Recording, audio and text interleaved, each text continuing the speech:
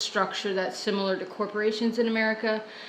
And, I'm not saying I'm an expert. I'm just saying God gave me a revelation in Genesis here about Melchizedek. And I want to try to share that with you. And I'm trusting if you all love the Lord and have Jesus in your heart and you know the Holy Spirit, you can ask Him to give you revelation and wisdom and He'll explain it to you. But I've seen so many little tidbits in the Word and I want to share them with everybody. So here, let me just start from the beginning. I don't know what this says. The part I know is down here, but I'm going to start from the beginning. Genesis 14, and this is King James 3. And it happened in the days of Amraphel, king of Shinar, Arioch, king of Elasar, Chedorlaomer, king of Elam, and Tidal, king of the nations. So I guess you can look that up, and it's documented somewhere. This is a real thing that happened. They made war with Bera, king of Sodom, and with Birsha, king of Gomorrah, Shinab, king of Admah, and Shemeber, king of Zeboim, and king of Bela, which is Zor.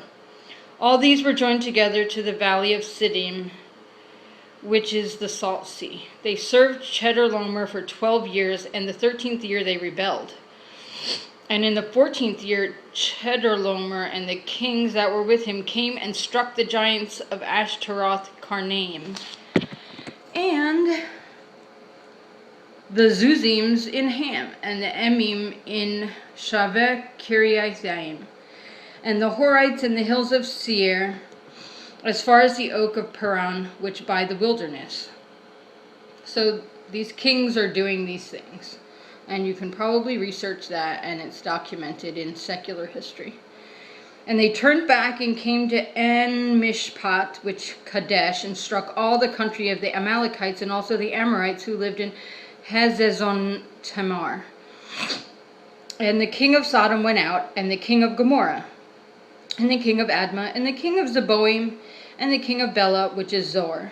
And they set the battle with them in the valley of Siddim, with Chedorlaomer, the king of Elam, and with the Tidal, king of the nations, and Amraphel, the king of Shinar, and Arioch, the king of Elasar, 4 kings with the 5, and probably all these names have a spiritual meaning if you research them. I mean, the word is so rich. They're probably symbolic, and we can understand spiritual things if we research all of that, but that's not what I'm talking about right now. And they took, where am I? This worked so well before now. And they took Lot, the son of Abram's brother, and his goods, and left, and he living in Sodom. And one who had escaped came and told Abram the Hebrew, for he living among the oaks of Mamre, the Amorite, the brother of Eshcol and Aner, and they possessor of a covenant with Abram. And when Abram heard that his brother was captured, even then he led out his trained men, born of his household, 318, and they pursued as far as Dan. So, in the spirit, this can represent where if God gives you a truth, and you go and fight with this truth and bring back people who've been captive to lies. So he's bringing back his family who's actually physically been captured by the enemy. And he divided against them by night, he and his slaves, and he struck them and pursued them as far as Hobah, which on the left of Damascus. And he brought back all the goods, and also brought back his brother Lot, so he was successful. And also the women and the people. And the king of Sodom went out to meet him, after he returned from smiting Chedorlaomer and the kings which were with him, to the valley of Sheva, it being the valley of the king. So when Abram went to help his nephew Lot, it also helped the king of Sodom.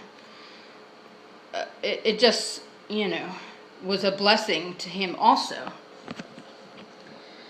And Melchizedek, king of Salem, brought out bread and wine. We need to follow this very carefully. Melchizedek, king of Salem, brought out bread and wine. And he, the priest of the Most High God, I don't always say the words that are in italicized because they're not the original exact translation. They're just put in for understanding, but I try to only want to see the words that God actually said. Not all, all the translations have something not exact. You have to have the Holy Spirit to get the meaning. And Melchizedek, king of Salem, brought out bread and wine, and he, the priest of the Most High God. So the priest of the Most High God brought out bread and wine. Abraham didn't bring that bread and wine. Melchizedek, king of Salem, brought out bread and wine. And he, the priest of the Most High God. And he blessed him. Okay, do you understand the rules of pronouns? If you say a proper name, Melchizedek is a proper name. And he is the king of Salem. So the pronoun follows the proper noun. When it says he, the priest of the Most High God, it's talking about Melchizedek, king of Salem, is the he. Now it continues to say, and he. This is not a different he. This is the same he we're talking about with Melchizedek. Melchizedek, king of Salem, brought out bread and wine. Melchizedek, the priest of the Most High God. Melchizedek blessed him. This is a different he, because he's not blessing himself, or it would say Melchizedek blessed himself. He blessed him. So Melchizedek blessed Abram at that time, and said, blessed, okay, so it says it explicitly, blessed Abraham of the Most High God, possessor of heaven and earth. Most High God, he's not saying Melchizedek's possessor, Abraham. The Most High God is the possessor of heaven and earth because it immediately follows. Now, the rules of language are very important here. You're trying to communicate clearly. I'm not trying to be snobs and say, use that Oxford comma. I'm not trying to be snobby and say, we're trying to understand each other, and we're trying to communicate accurately. Melchizedek brought out bread and wine. Melchizedek, the priest of the Most High God. Melchizedek blessed Abram and said, blessed Abram. So he's repeating it with the pronouns and with proper nouns. Melchizedek blessed Abram and said, blessed Abram of the Most High God, possessor of heaven and earth. So Melchizedek is a priest of the Most High God, and Abram is of the Most High God. And, now this is Melchizedek doing the blessing. Melchizedek blessed the Most High God, who has delivered your adversaries into your hand, and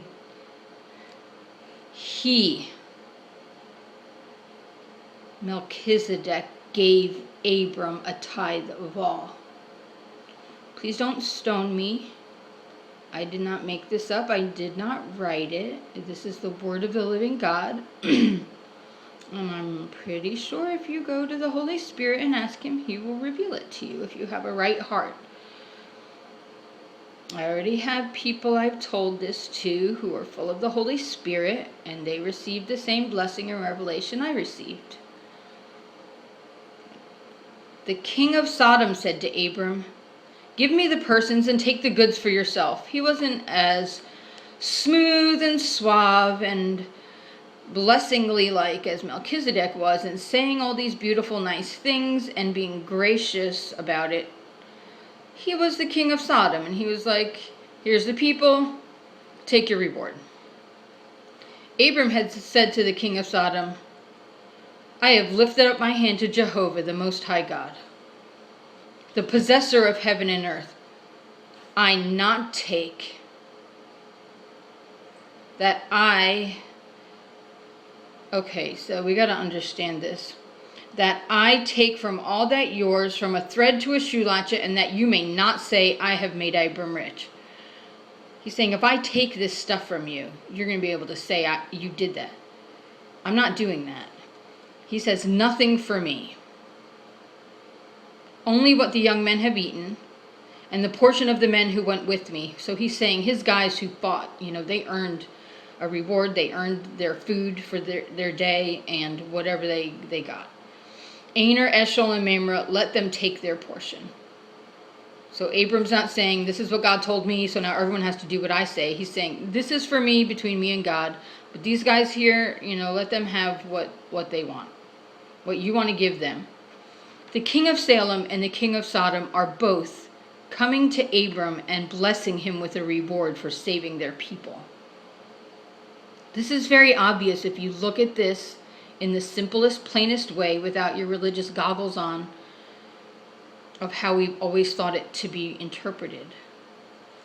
So let's get revelation from God and be thankful and grateful. Say, wow, my God, that you would die for me. My God, that you would reward me just for obeying you and bringing back captives. There's more. After these things, the word of Jehovah himself, it's Jehovah, came to Abram in a vision, saying, "Do not fear, Abram, I am your shield.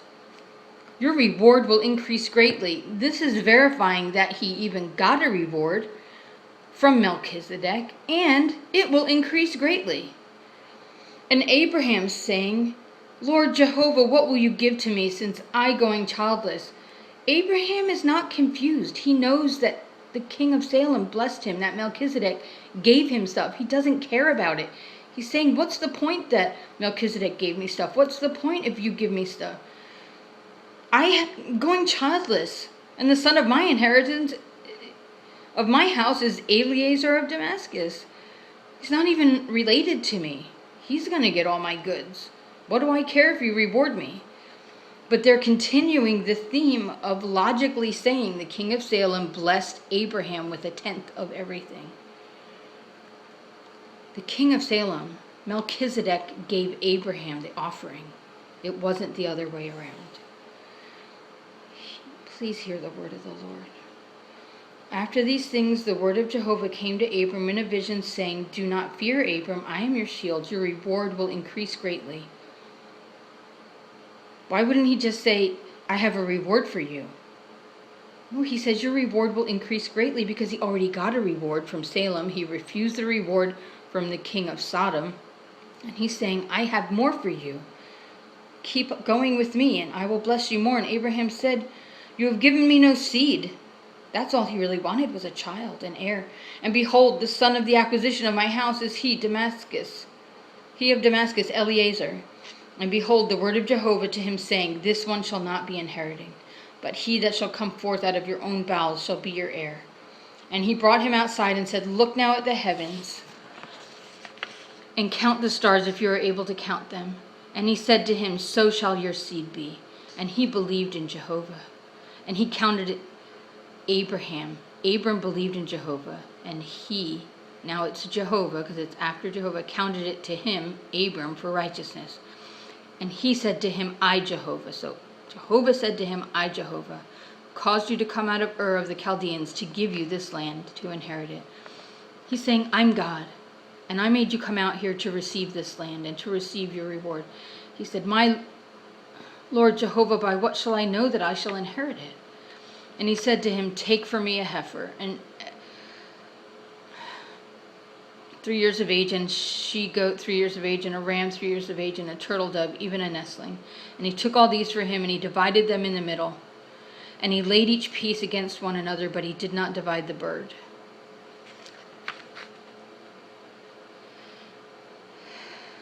I think that's the body being broken, but not the soul. I don't know. Not the spirit. I don't know. "And the birds of prey came down on the carcasses, and Abram drove them away. And it happened the sun was going down, and a deep sleep fell on Abram. And behold, a terror of great darkness falling on him. And he said to Abram, knowing you must know that your seed shall be a sojourner in a land not theirs, and they shall serve them, and they shall afflict them 400 years. And I also will judge that nation whom they shall serve, and afterward they shall come out with great substance." They're still talking about receiving a reward, receiving blessings, receiving inheritance. "And you shall come to your fathers in peace. You shall be buried in good old age. And in the 4th generation they shall come here again, for the iniquity of the Amorites not yet full." God has his seasons and his times, and